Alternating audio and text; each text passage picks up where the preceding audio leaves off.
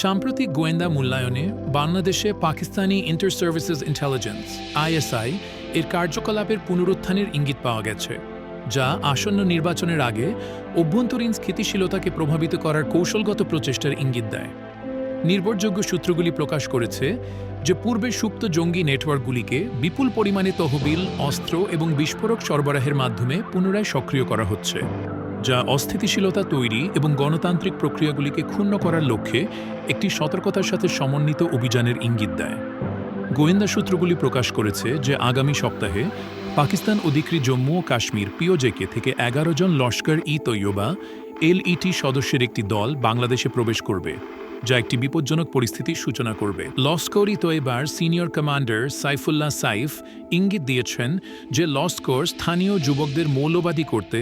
জিহাদি প্রশিক্ষণ প্রদান করতে এবং আন্তঃসীমান্ত জঙ্গিবাদের জন্য একটি অবকাঠামো তৈরি করতে এই রুট প্রোফাইলিং অভিযানগুলির মূল লক্ষ্য হল বাংলাদেশে আইএসআই এর জন্য একটি গুরুত্বপূর্ণ মঞ্চ হিসেবে সামরিক সমন্বয়কে প্রতিফলিত করবে।